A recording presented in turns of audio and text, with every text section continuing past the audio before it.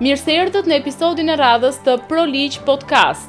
Flasim sot për habitatin e bizneseve shqiptare. Të bësh biznes në Shqipëri sot është mision i lehtë dhe i vështirë njëkohësisht. Si gjendet sot tregu dhe çfarë vështirësish as një sipërmarrës i ri nëse vendos të ndërmarrë një sipërmarrje private. Në një rrugë gjatë midis formalizimit si mision dhe informalizimit si alternativa që shqiptarët kanë përqafuar ndër vite. A jemi edukuar ne si popull për konkurrencë të ndershme, apo investohemi në mekanizma që nxisin të kundërtën? Çfarë ofron shteti për të krijuar lehtësira për sipërmarrësit e rinj dhe a bën ai një rrugë mbështetëse për një biznes të ri? Në prag sezonit turistik, si paraqitet gjendja e biznesit shqiptar? Për të folur për këto dhe shumë të tjera, kemi të ftuar sot profesorin asociuar zotin Rezart Prifti. Rezi, mirë se erdhe. Faleminderit, kënaqësi. Faleminderit. A është edukuar biznesi shqiptar për sa i takon formalizimit të ushtrimit të aktiviteteve tregtare? Tani kur thua njerëzve këtë termin e madh formalizimi, i mban edhe psikologjikisht një dramë e madhe politike këtyre 20-30 viteve të fundit që njerëzit kur dëgjojnë fjalën formalizim thonë bo tatimet. Për ta thënë më thjesht fare, kur të formalizimi është me letra apo pa letra, pra për perspektivën e atij që është biznes apo atij që është sipërmarrës qoftë i vogël, i mes apo etj. Statistikisht, kryesisht biznesmenët e mëdhenj janë të gjithë me letra. Dhe pyetja që bëhet pse është sepse me letra i bie më mirë se pa letra. Me letra i bie më ekonomikisht më eficient se pa letra, dhe në fund të ditës e bën gjumin dhe biznesin shumë të qetë. Pra dallimi i madh që bëhet zakonisht është që njerëzit nuk janë edukuar, pra ata që janë në sipërmarrje sipër apo ata që kanë ndërmend të hyjnë në sipërmarrje, nuk janë edukuar me këtë idenë që shiko, orë zotëri, me letra është më mirë se thjesht pa letra. Edhe ajo që do të vej më në vesh, më në shpirt njerëzve është që me letra të bie më lirë. Vetëm sot në mëngjes më doja të shpjegoja një studente të masterit që kishte një perlë dhe e pyes sa pasi po hiqnim disa kosto nga një sipërmarrje, pra po bënim një simulim dhe më thotë hiqte 20% të vëshëm, thotë. Të gjithë njerëzit mendojnë se paguajnë 20% të vëshëm, megjithëse të vëshë është 20%. Dhe e bukur e kësaj është që të gjitha kanë gabim se TVSH nuk paguajnë 20%, është 20%. Konsumatori fundor, unë, ti dhe tjerët që blejnë produktin apo shërbimin paguajnë 20%, por ofruesi i shërbimit, pra ai që shet bukën, vajin, drithrat, miellin e tjera, nuk paguan 20% TVSH. Paguan diferencën e shërbimit, pra ose të produktit të blerjes dhe të shitjes së TVSH-s. Dhe i bëra një shembull shumë të thjeshtë. Më thamë, po prap 20% paguajmë, tha. Nuk i mbushesh mendja, sepse kanë dekada të tëra të orientuar. Dhe ai ka 15 vjet në biznes me hotel të madh etj. etj. Edhe nëse ti një produkt e blen nga furnitori jot 10 lek, 2 lek janë TVSH. Nëse ti e shet këtë produktin 20 lek, 4 lek janë TVSH që e paguan ti. Por ti de facto nuk paguan 4 lek TVSH në fund, paguan diferencën e 2-shit me 4, pra paguan 2 lek TVSH. Pra e bëra trash një shembull që ta kuptojnë njerëzit që nuk paguhet 20% TVSH, paguhet 20% një diferenca e TVSH-s në blerje dhe në shitje. Edhe i them, çfarë të bën të mendosh kjo? Ndaj një pak, prap 20% paguaj, tha. Gabim. Kjo të bën të mendosh që si ti shpëtosh pagesave më të mëdha TVSH. Atë që gjithë shqiptarët janë mësuar prap gabim si të blejnë pa faturë. Nga kjo ekuacion sapo të shpjegoj aty që e rëndësishme në sipërmarrje është që të mbledhësh sa më shumë fatura. Që ti të zvogëlosh pagesën në fund të muajit të diferencës së TVSH-s. Nëse ti ke mbledhur shumë fatura TVSH-je, atëherë ti ke për të paguar në fund të muajit shumë më pak TVSH se ç'ti ke shitur. Dhe këtë nuk kuptojnë sipërmarrësit shqiptar ose njerëzit që edhe të paktën bëjnë llogaritë bazike të kësaj gjëje. Që ti nuk paguan TVSH kur mbledh fatura TVSH-je. Po paguan minimalisht. Dhe jo atë që njerëzit e njohin si 20% që i famshëm i TVSH-s, ose më saktë ti je të shesësh me faturë. Pra të shesësh me faturë të bie më lirë se të shesësh pa faturë në fund të ditës. Dhe janë disa biznesmenë shumë të mëdhenj këtu në Shqipëri, ata që hyn top 10-a, që e kanë kuptuar këtë film herët dhe nuk punojnë fare, madje i abuzojnë furnitorët e tyre në kuptim pozitiv fjalës për të mbledh faturat e TVSH-s. Mos më bjerë mall pa faturë. Kush bie mall pa faturë dhe kush çon mall pa faturë, në fund të ditës i merr kostot vet për të fshehur të gjitha ato që i ka vërtall. Një, pasiguria e kontratës, që unë nëse s'kam faturë dhe unë s'ta kam pru mallin, edhe pse ta kam pru, dhe ekzekutimi vendoset në risk. E shumë gjëra të tjera që hyn pastaj më thellë te pjesa e ligjit, pra ekzekutimi i riskut etj etj. Por nga ana ime si perspektive një ekonomisti, gjithë ideja është që ty të bie më lirë më, ti je me letra. Sesa? Shumë e qartë. Ti je pa letra. Nisur nga kjo analizë bërë më sipër, a mendon që po ndryshon mentaliteti të bërit biznes në Shqipëri? Jo, absolutisht akoma. Fatkeqësisht jo.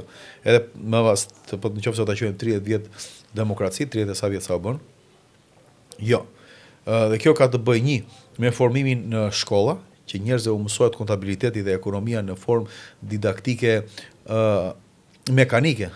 Pa praktik në mes. Pa praktik dhe pa pra siç e keni ju në ligj, pra fryma dhe gërma, edhe në ekonomi e njëjta gjë është. Është fryma edhe gërma, pra kontabiliteti, pra nuk mësohet kontabiliteti për të mësuar gërmën. Mësohet kontabiliteti dhe se si qarkullojnë paratë, të mësosh se si qarkullojnë paratë në biznes. Pra një të problemet e para që kam pasur në Shqipëri, kur erdha në 2013, para se të filloja punë në akademi, fillova punë në një praktik, e gjeta me kontaktet e mia, në një zyrë kontabiliteti. Dhe konflikti i parë që kisha unë me atë zotrin që kishte 20 e ca vjet nga këta kontabilistë e vjetër, dhe ai thoshte, ja fus kodani se mbajmë numrat e llogarisë, ai thoshte, "Merre këtë nga 224 çojë te 766." Dhe unë që e shifja dhe s'po merrja vesh çfarë më thoshte një herë, dy herë, tre herë, thash, "Ore, më thuaj çfarë do të bësh?" Pra unë isha dia frymën, çfarë koncept çfarë do? Do të lirosh borxhin, do të shtosh raportin tjetër, do të heqësh likuiditetin, do të shtosh likuiditetin, çfarë do të bësh, më thuaj. Ndërsa ai më shifte si e shihja unë, si UFO. Pra çfarë thot ky? Ore, thjesht merre, ai kishte 20 e ca vjet që e bënte ashtu manualisht. Dhe po ta pyesja unë, si të ndryshonte një marzh apo të ndryshonte diçka, pra frymën e biznesit. Pra zotri, unë dua që të bëj këtë bilancin, ta bëj për bankë, ta bëj për investitor, ta bëj se cili është target grup tjetër. Dhe në ABC-n e bërjes së bilancit ty të shpjegohet kjo punë, të thuhet që, shiko, zotri, pasojat financiare janë për një publik të tretë që është në varësi të publikut që ti ke. Mund të kesh investitori ka tjetër gjë, banka ka tjetër gjë, pra tjetër formë do t'i paraqesësh. Aty do rrotullohesh, kush ekspert e kupton çfarë ndodh. Por që ti bankës e paraqet ndryshe, investorit e paraqet ndryshe dhe PR-it, pra medias, në raport me mediat, ja paraqet ndryshe. Pra është kjo çështja e frymës. Por teknikisht, ai zotëria pra mbetesh te gërma që shpjegonte. Pra, ky është një dimension. Dimensioni tjetër është bërja e biznesit në Shqipëri, që kryesisht ka qenë një sharlatanizëm i madh. Jo i orientuar drejt krijimit të vlerës apo drejt krijimit të, për shembull, ti ke shumë biznese që janë të mesme e të vogla, që tentojnë të mbajnë sa më pak njerëz të siguruar, ose do vite më vonë te xhiro, me pak njerëz të siguruar, ose edhe veten e tyre e sigurojnë me pak minimale. Pra ka më dram se kjo, që ti veten tënde, gruan tënde apo djalin apo vajzën, e siguron me 50.000 lekë. I siguron me pak minimale. Po tani është 50.000 lekë kjo punë, po dikur ka qenë 240.000 lekë, pra 24.000 lekë të vjetra. Dhe për tërë jetën e tyre ankoheshin pastaj pse 20 vjet kanë pasur biznes vet. Dhe del pensioni kaq i ulët. Dhe pse del pensioni kaq i ulët kur ti ke paguar sigurimet e tua. Pra edhe te vetja e tyre kanë sakrifikuar të ardhmen e tyre. Dhe kjo për mungesë vizioni, për mungesë informimi, për mungesë, unë do thosha, edukimi kryesisht. Dakor, është vështirë të shpjegosh njerëzve këtë nëse nuk e shpjegon në një farë moshe që ti mund të absorbosh një uri nga kjo lloj fushë. Pastaj hym te një pikë tjetër, që është kjo që thotë për post me letra e pa letra, është biznes i madh apo biznes i vogël. Deklarimi i xhiros reale. Deklarimi i xhiros reale. Pra është një tjetër dogmë, unë do thosha ignorancë e madhe kjo punë, po që është një tjetër dogmë shqiptare që të gjithë njerëzit orientohen se si të rinë biznes i vogël. E para herë kjo ka një problem që në psikologjinë e krijimit të vlerës dhe në psikologjinë e krijimit të biznesit, ti je destinuar për herë të rish i vogël. Dhe nëse ti je destinuar për herë të rish i vogël, ti do sillesh si i vogël. Pra, kjo është si puna e saj, kur ti hyn në institucione, do sillesh sipas kulturës së institucionit. Pra ti hyn në kryeministri, do rish pak më serioz. Kur je në klub, do rish si në klub, se nuk mund të rish në klub siç je në kryeministri. Kur je në një salë lojrash, do rish sillesh si në salë lojrash, dhe kur je në dhomën e gjumit, do sillesh si në dhomën e gjumit. Tani imagjinoje për ata që na ndjekin absurditetin e ti je në dhomën e gjumit me gruan dhe imagjino të sillesh si kur je në kryeministri, të rish si pem. Pra ka sens kjo? Pra kjo shpjegon se çfarë bën psikoza e të sjellurit si i vogël, pra si biznesi i vogël. Ti tenton të rish për herë aty. Mirë, ka edhe problem tjetër kjo punë e biznesit të vogël, që njerëzit nuk para llogarisin. Ka të quhet përgjegjësia e pakufizuar. Kur ti je biznes i vogël, përgjegjësinë ti e ke të pakufizuar sepse ty të merret çfarë lloj gjëje të jetë. E kur ti sipas ligjit, pra që ti e di më mirë se mua, përgjegjësia e pakufizuar është që ty të merret shtëpia atje çdo gjë që është në proces për të përgjigjur ligjore, për të përgjigjur ndaj detyrimeve të tretë. Biznesi i madh ka një raport tjetër me ligjin, që është përgjegjës biznesi për çfarë ndodh. Për momentin që falimenton biznesi dhe furnitori, ai borxhliu vjen të marrë mua kapitalin, ai do marrë sa çka biznesi, po jo të vinë në shtëpinë time të marrë se çka mund privatisht. Apo makinë apo dreqen apo shejtanin. Pra, ky është një nocion që njerëzit nuk e kuptojnë këtë, që biznesi është entitet më vete, është njeri më vete. Pra në kulturën e korporatës amerikane, biznesi trajtohet si njeri. Në anën tjetër, për paradoksin që nisëm për korporatën, korporata e ka 8%. Maksimumi mund të vejë deri në 15% në raste të çuditshme. Por çfarë ndodh? Korporata ka elemente dhe ka edhe mekanizme dhe instrumente që t'i shmangi taksa thujse totalisht. Pra, në Shqipëri ti thuash një personi që të vendosi shtëpinë në emër të kompanisë, është abstrakte si nocion, si koncept. Në Amerikë, pjesa më e madhe e shtëpive të reja që blehen sot në Florida, nuk vendosen emra personash, po vendosen emra LLC-sh. LLC, që në Shqipëri është SPK-ja që kemi ne. Limited personi fizik, më fal, dakor? Po që është person ligjor. Pra entiteti e ka shtëpinë. Pse? Të gjitha kostot ti i fut në kosto biznesi, rinovimin e shtëpisë, pastrimin, dreqin shejtanin, dritat e tjera, nuk i fut në kostot e personit. Pra që të tatuaj dy të rroga nesër dej. E dyta, ti ruan riskun e shtëpisë, pra që nuk është në përgjegjësi tënde, por është në përgjegjësi shmang pronësinë. Dhe e treta, kjo ideja e biznesit të madh është që ti aty të futesh të gjitha kostot edhe të jetesës tënde, të operimit e tjera, ti futesh po çfarë? Po te biznesi. Dhe në një formë logjike ti efektivisht shton kostot e biznesit tënd, paguar më pak në fund të ditës. Pra nëse ti do bësh një udhim po ja fus kotën për në Spanjë, nuk është njësoj si të marrësh lekët e tua, që do të tatojnë me 23%, pastaj ti paguash nga ato që të ke marrë ti. Dhe nuk është njësoj si ta marrësh çfarë nga kompania, ta blesh biletën, ta kalosh në kosto të punës, dhe në fund të ditës ti po të njëjti para merr, po e merr me bar më të vogël fiskale. Dhe kjo është e bukur e gjithë saj. Pra në fund të ditës del rezumimi që me letra apo pa letra të bie më lirë me letra, dhe i vogël apo i madh të bie më mirë. Kesh mundësi të bie të jesh biznes i madh. Dhe njerëzit tremben nga ideja e biznesit të madh, sepse lidhet me paradoksin e kësaj të parës. Në Shqipëri fetishi psikologjik i lidhjes së kësaj është i tillë që biznesi i madh është me TVSH. Dhe rrjedhimisht lidhet ajo e para me të dytën dhe nonsensi vazhdon ndërton nonsensin. Pra nëse kati i dytë është ngritur me themele të këqija, edhe kati i dytë do jetë i keq, nuk do jetë i mirë. Trashëgojmë mentalitetin e të bërit biznes keq. Rizar, dua të ndalojmë pak të ndryshimet e shpeshta që pëson legjislacioni tatimor. Si e ndihmojnë apo si e frenojnë ato zhvillimin e një biznesi? Këto nuk e ndihmojnë, këto e bëjnë tap zhvillimin e biznesi. Se është më mirë të frenosh, të ndalosh e të mendosh, sesa të ecësh tap. Dhe ti e di shumë kur ecën tap, ecën dy hap para, dy hap mbrapa, një hap para dhe nuk vesh mesh asnjëherë ku vete. Mund të ecësh dhe majtas e djathtas. Dhe ndryshimet e shpeshta janë të merr në parashikueshmërinë një të biznesit, dhe ti e di shumë mirë që çdo projekt bazik do hidhet në letër, në planin e letër, domethënë çfarë do bëjmë muajin e parë, muajin e dytë, muajin e tetë, muajin e pestë, mos planet afatgjata që janë nga 3 deri në 5 vjet të paktën. Kjo është një dëmtim për brenda Shqipërisë. Po dy, kjo sjell edhe një paparashikueshmëri shumë të lartë ata që bëjnë raportin e riskut që janë nga jashtë Shqipërisë, që duan të investojnë në Shqipëri. Por zotëri, këtë vit unë do paguaj kaq, vitin tjetër nuk e di sa do paguaj. Dhe ndryshimi i shpeshtë i rregullave ndalon atë dëshirën për të qenë i qëndrueshëm në biznes. Edhe kjo është tipike në Shqipëri, të shohim çdo bëjmë këtë muaj pa vitin tjetër të jemi gjallë. Pra kjo është një psikozë që e kanë bizneset edhe individët. Nuk parashikojnë, nuk kanë një vizion për të ardhmen e lartë. Edhe kanë të pamundur ta ndërtojnë vizionin, edhe sikur të lodhen për të ndërtuar vizionin. Po ta them unë këtë punë tani. Siç ndodh historikisht me çdo gjë. Merr cilën industri të duash ti. Marrim bujqësinë me që kemi rastin tani. Ai thotë do heqim subvencionin e naftës. Po pse? Si ta argumentosh këtë punë? Dhe nuk e argumenton njëri as lloj ndryshimi. Dhe ti do mund të heqësh subvencionin e naftës, po do të thuash këtë gap që u krijua, si ta mbushim. Pra një vit ka subvencion nafte, një vit është skem kaq, një vit është kjo skem, një vit është ajo skem. Pra nuk e ndan mendjen. Ore që të ngjelet për X vjet, kjo skema bujqësi që të mësojnë edhe ata që se kanë aberin se çfarë bëjnë. Merr fasonët. E njëjti problem është. Pra këtë vit këta nuk do kenë këtë skem, këtë vit nuk do paguajnë tatimin e importeve etj. Pra qëndrueshmëria jo vetëm që të ndihmon ty që edhe nëse nuk di të mësohesh duke e bërë, pra nga viti në vit kur ti bën atë të famshëm trial and error, pra gabim pas gabimit ti mëson, siç është në Shqipëri, po kur ty të detyron sistemi të bësh çdo vit gabim, ti nuk di për çfarë po mëson. Dhe ndryshimet e shpeshta, siç thash, të frenojnë si brenda si ata që janë nga jashtë, por në fund të ditës thjesht do të them të bëjnë tap, se është më keq, është më mirë të frenosh se të bësh tap në planifikimin e sipërmarrjes.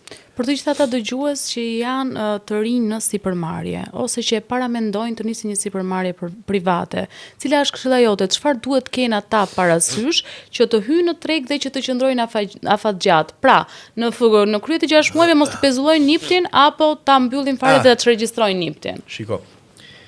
Hapja e një biznesi nuk ka të bëjë me niptin. Dhe ata që turren për të hapur niptin të parin, bëjnë gafën më të madhe. Pa një plan biznesi të qartë. Pa një plan biznesi, pa produkte, pa shërbim. Diçka le edhe plan e biznesit me qemin këto kushte. Le fare, s'duhet as plan e biznesit.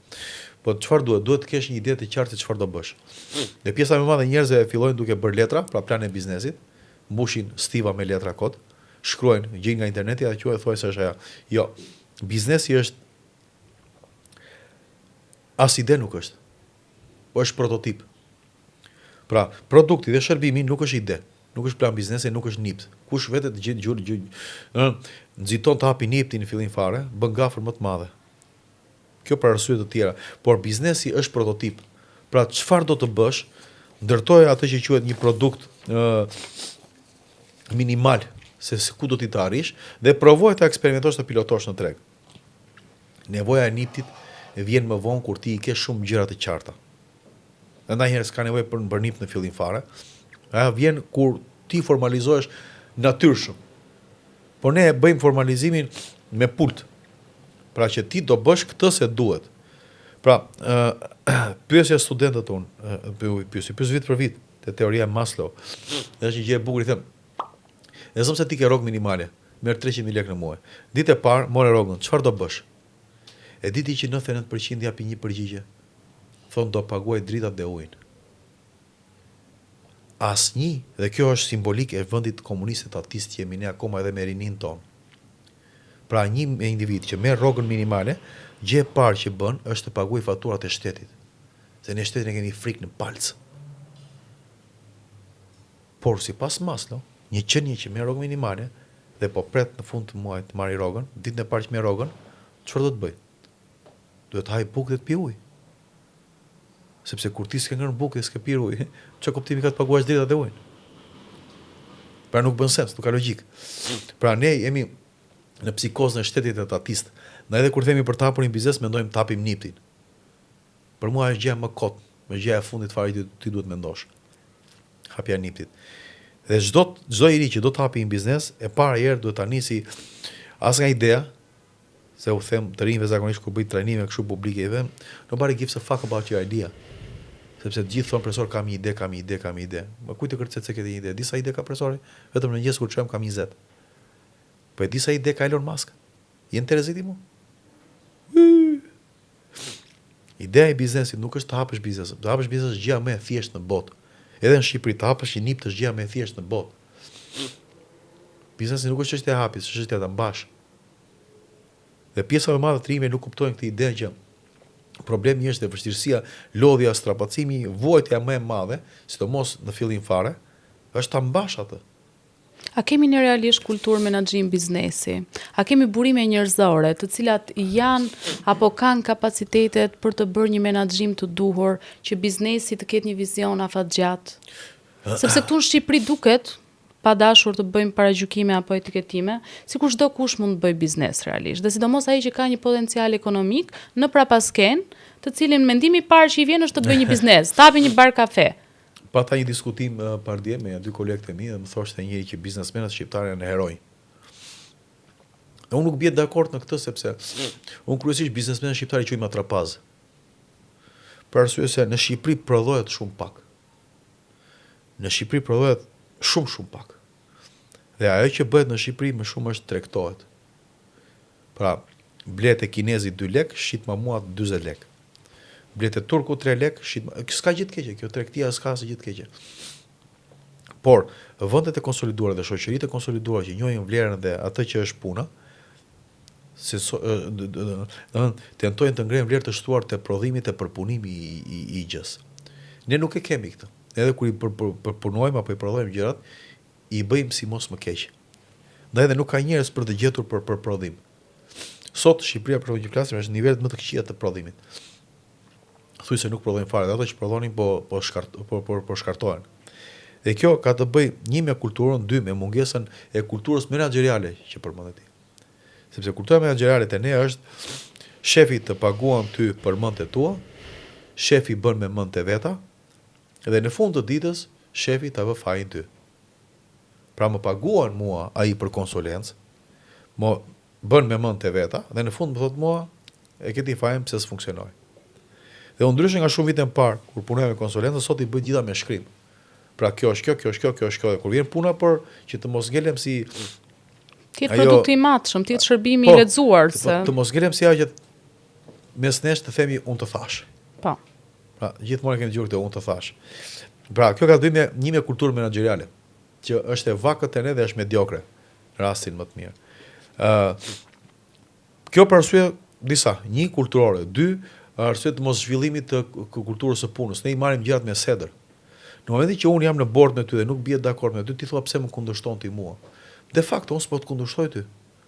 Unë po i bëj oponencë një ideje. Por ne kur dalim nga kjo tavolina, do zërin produktin më të mirë. Por Por vazhdojnë të jemi miq apo jo miq apo çon si ka. Po unë s'po të kundërshtoj ty si person. Dhe në kulturën mediokre shqiptare kjo është çështje sedre, pse ma the ti mua. Tipike në organizata shqiptare, private apo publike. Pse ma the ti mua sy të njerëzve. Këtë e dëgjoj aq shpesh, po s'ma thoshe dot vet. Kemi një sedër të sëmurë që nuk prodhon. Pse të ignorantësh? Të ngec. Pse të ignorantësh? Është si puna e asaj, pse mpe, pse të pash, pra është i njëjti parim nga mbrapa. Pavarësisht se duket në momente të ndryshme në vende të ndryshme. Rezar, dua të ndalem pak edhe te një kulturë tjetër që të paktën në këndvështrimin tim personal është e munguar tek bizneset shqiptare. Shpeshherë sipërmarrësit apo bizneset nuk përdorin alternativën e kredimarrjes, e cila është një alternativë e shëndetshme, sido që ta trajtosh për të arritur një biznes. Si e shikon ti këtë? Çfarë këndvështrimi ke për këtë aspekt? Janë duhet të shohësh të dyja krahët e këtij topit. Domthonë, e para kredimarrja ka rritur botën. Ku ka më mirë se të përdorësh paratë të tjera apo të institucionit tjetër për të rritur sipërmarrjen apo çfarëdo lloj gjë tjetër që ti ke. Në momentin që ne flasim, Elon Musk ka 0 pasuri të vetën. Të gjitha i ka të marra në bazë të aksioneve që ka të kompanive të tyre me kredi. Kjo është për arsye taksash, për arsye fiskale, por edhe që parat të optimizojnë sa më shumë për në investime. Pra nëse unë duhet ta bëj këtë, kur janë paratë e bankës aty miropafshëm. Investitorit apo institucionit që është se bankën jo vetëm në Shqipëri, po në botë ka institucione të tjera përveç bankës. Në Shqipëri, kjo nuk është praktikuar ndonjëherë. Një nga skema komuniste që kanë bërë që banka ishte armiku i popullit dhe banka ishte vetëm shteti dhe nuk ishte sipërmarrje private, pra me frikë. Investim. 2. Bankat që u krijuan në Shqipëri dhe bankat të cilat sot operojnë në Shqipëri ka qenë gogola të vetvetes, sepse kanë qenë institucione që kanë ofruar shërbimet më të dobta të mundshme. Edhe sot që ne flasim që ne jemi në 2026, bankat shqiptare institucionet më mediokre të ofrimit të shërbimeve financiare. Dhe po të shikosh, me kalimin e kohës rritin shërbimet fikse. Pra shiko, si mundet një bank të jetë në nivel kaq idiot sa të më thotë mo ti të paguash 2000 lek në muaj për aplikacionin, në qoftë se do hapsh aplikacionin mobile. Dhe një gjë trash, shikoj sekond, ti aplikacionin e bën që të ulësh kostot në sportel që unë të mos vi në sportel ty. Pra i lehtëson punën vetes. Është njësoj si te mekanikët në Shqipëri kur ti vete që të nxjerrin atë kompjuterin dhe të thonë 40000 lekë vetëm se e futa në kompjuter. O debile, është pajisje jote, është njësoj si vetë doktorit, të doktori unë do të paguash me që kam stetoskopin. Pra çuditëra të tilla ndodhin vetëm në Shqipëri. Pra njëjta gjë është edhe me bankat. Por post faktit që kanë produktet më mediokre, por kanë një problem tjetër. Praktikat e kontrollit të brendshëm të bankave janë akoma më edhe mediokre. A ka shumë burokraci? Jo, s'është burokracia. Institucione financiare. Bankat brenda kanë një problem të madh. Që brenda tyre kanë hajdut. Unë njoh raste pafund që me klient të pa informuar që bankat u kanë marrë shtëpit, që bankat i kanë gënjur njerëz të moshuar, pronësit e bankës, para që deri kishte bie banka, se duhet marrë përgjegjësi për atë punë, s'mund ta bësh atë punë. Se thon firmose, po nuk t'japin kohë për ta lexuar. Shpeshherë. Kanë krijuar probleme të mëdha te njerëz në moshë që me një overdraft po ja fuskot 500.000 lekë, u kanë marrë 3 milion lekë nga mbrapa, vetëm se ai moshuar nuk dinte çfarë bënte. Dhe kjo praktikë vazhdon funksionon sot e kësaj dite. Pra unë mund të jap emra bankash tani ty dhe shembull konkret të apartamenteve të vjedhura në institucione të ndryshme, në vende të ndryshme, nga Golemi këtu në Tiranë fresk, që bankat i kanë bërë këto. Mi po çfarë bën kjo? Kjo e rodon besimin te institucioni bankar. Që në çdo vend të botës është shumë i rëndësishëm institucioni bankar besimi, se marrëdhënia besimi është banka. Është partneri kryesor. Marrëdhënia besimi, dakor? Ndërsa shqiptarët bankën përpose ja ngjit i komunizmi që e kishin gogol, vazhdojnë akoma ta kenë gogol jo prej fajt komunizmit tashmë, po prej fajt të thjesht të sjelljes së vet bankave. Pra, mungesa e inovacionit banka, mungesa e diversifikimit, mungesa e ofrimit të produkteve që kanë të bëjnë me industri të ndryshme të tjera. Edhe vetë struktura e financimit të bankave, sot në momentin që ne flasim, është barbare. Sipas një raporti të një kompanie konsulence private, që s'po ta përmend emrin, sistemi bankar shqiptar është akoma në nivelet e dinozaurëve në raport me rajonin. E rajoni ishte bërë analizë Rumania, Bullgaria, Serbia, Maqedonia, Kosova dhe Malizi. Pra ne ishim akoma, sado që jemi Shqipëri e zhvilluar, në raport me disa prej këtyre vendeve që përmenda unë, sistemi financiar dhe bankar shqiptar është më primitivi, edhe që ne flasim. Rezart, ndalojmë pak te fakti që jemi në prag të sezonit turistik. Për operatorët ekonomik të turizmit apo për bizneset që ushtrojnë fushë veprimtarie në këtë aspekt. Çfarë mund të themi, sepse ka ekzistuar një lloj mentaliteti që këto biznese fshehin xhiron reale dhe kjo është edhe xha e vërtetueshme nga raportet të caktuara. Ky presioni i të deklaruarit realisht është pozitiv dhe a pret që të ketë rezultat qoftë për hotelet, Airbnb-t e të tjera. Dhe dua të ndalojmë dhe pak tek pagat referencë që organet tatimore kanë nxjerrë së fundmi. Atëre, e para, industria e turizmit ka avantazhin më të madh sot që ne flasim. Sepse në parashikimin tim të paktën për 25-30 vjet, ajo do prodhoj të ardhura shumë të mira. Këtë ka vënë bastë edhe me 2-3 këshilltarë të qeverisë. Dhe në 5 vjet e fundit e kanë fituar bastën. E para, e dyta, qeveria në momentin që bën këtë presion e deklarimeve të industrisë, unë jam i këtij parimi. Nuk ka të bëjë me ligjin, ka të bëjë me parimin. Pra, 100 lekë janë më mirë në xhepin tim, si biznes që e di si i kam nxjerr, apo më mirë në xhepin e qeverisë. Dhe unë u them të gjithëve që t'i shmangin sa më shumë të munden taksat. Sepse janë ato 100 lekë më mirë në xhepin tim. Sepse do di si t'i reinvestoj dhe do di si t'i përdor. Qeveria, nëse do t'i vë këta para presionit, mund të bëjë gjë të thjeshtë fare. Në gjithë botën, besimi fitohet. Te ne, nëse ke vënë kur takon një person, sa po e ke takuar, të kërkoni nder të madh dhe thotë po s'më beson mua ti. Pra unë sa po takoj ty tani, të them, më jep 100.000 euro borxh. Ti hap syt, ti bën syt si kavanoz dhe thua çfarë po thua. Dhe unë them ty, ti pikë shqiptar që s'më beson mua ti. Jo zotërisë të besoj. Debil nuk të besoj se nuk njoh. Po unë jam filani. Aha. Pra në gjithë botën besimi duhet fituar. Dhe si duhet të fitoj besimi qeveria te kjo punë? E thjesht fare. E para,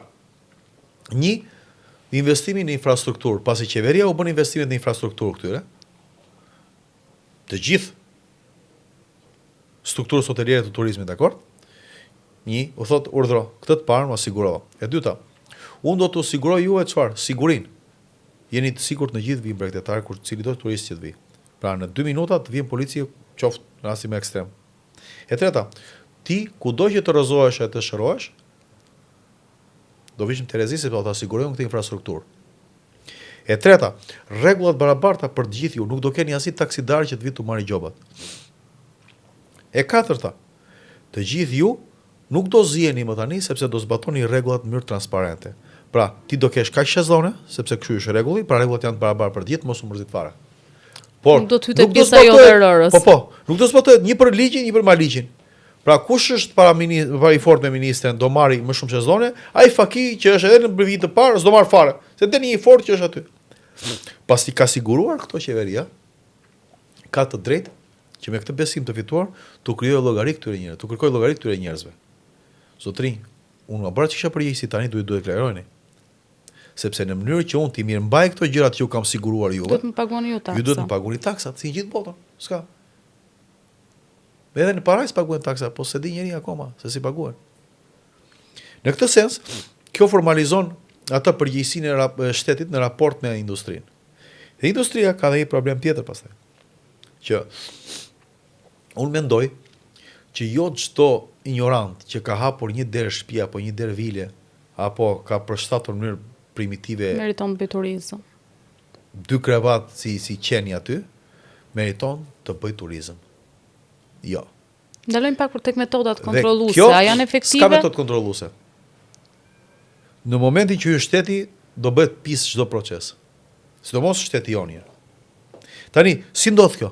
Do thuash ti, si do t'i bëjmë? Sepse sidomos ti që je prirur të mendosh nga ligji, do mendosh shtetin dhe do thuash kush t'i kontrolloj, cili institucion do t'i kontrolloj. Po unë nuk jam për këtë. Unë jam që kjo do bëhet me tranzicion dhe tregu do t'i konsolidoj gjërat. Çdo industri do konsolidohet. Siç ka qenë në fillim në Shqipëri. E mbar mend sa kompani letrash higjienike ka pasur në 98 nuk e mbar mend, ka pasur disa kompani letrash higjienike shqiptare. 3 kanë qenë fier. Një ka pas emrin Apollon. Se tani mund ta përmend emrin për çëndsika. Por nuk ngeli asnjë prej tyre. Pse se u konsolidua tregu. E mbar mend që dikur ka pasur disa kompani telefonie celulare. Sot ka vetëm 2. Çfarë ndodhi? U konsolidua tregu.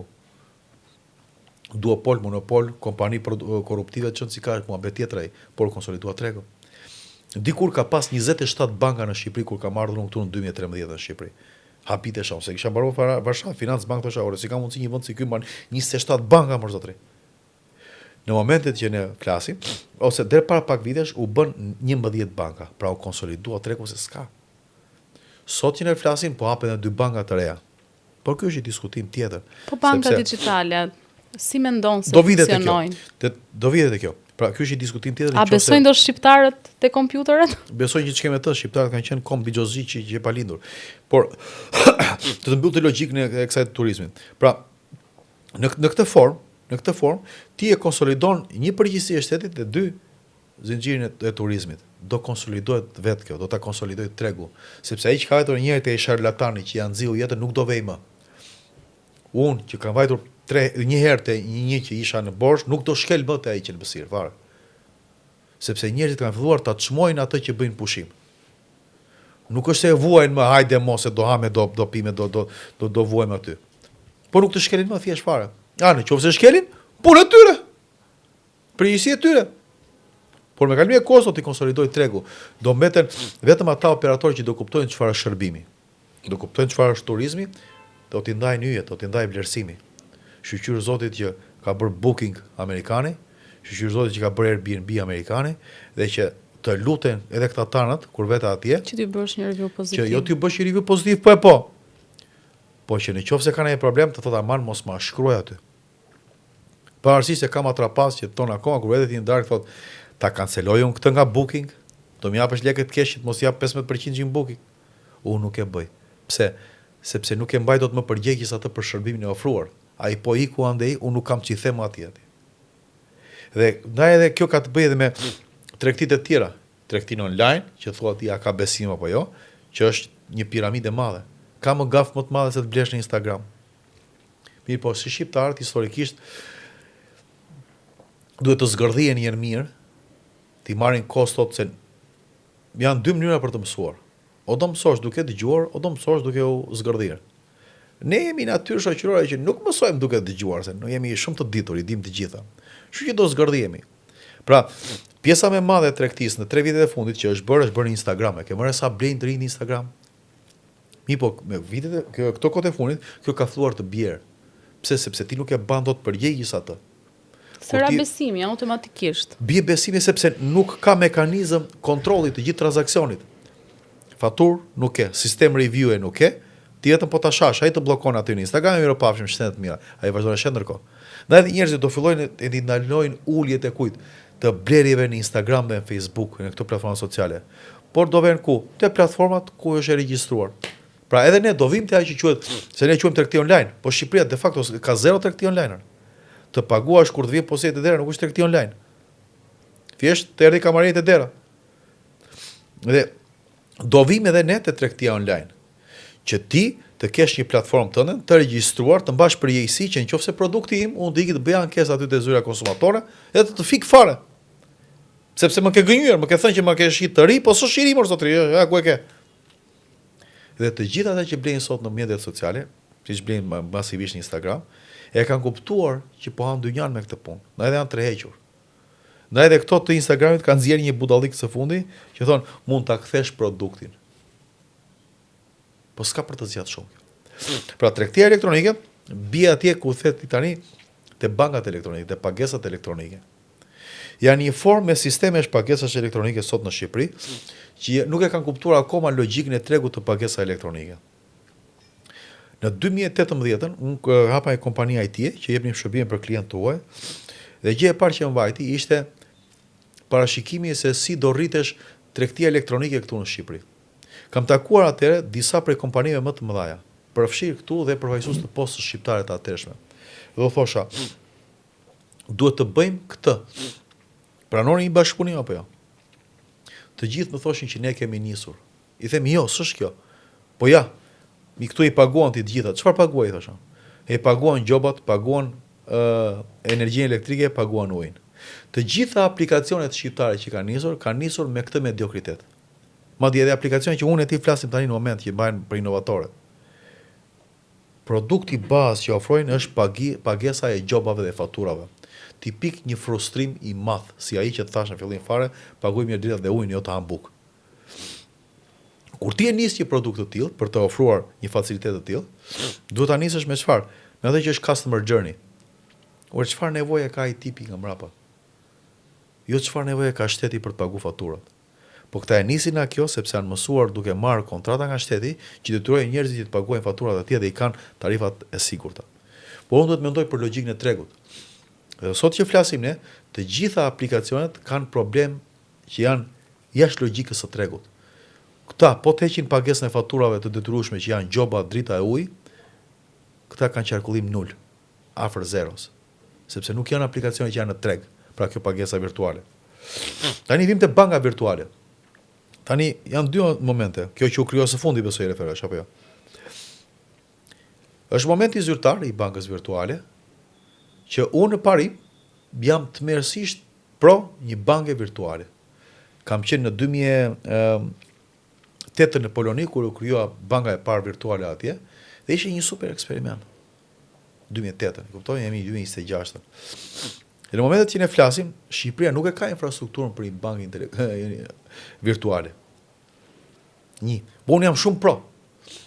Dhe mendoj që do ketë punë, po të ketë qëllimin e bankës virtuale. Po, jo zyrtarisht, unë di që banka virtuale e hapur në Shqipëri nuk është hapur për të krijuar produkt virtual dhe të konkurrojë në tregun drejtëtar. Por është hapur në sajt të një lobi që nuk ka të bëjë me ekonominë e tregut.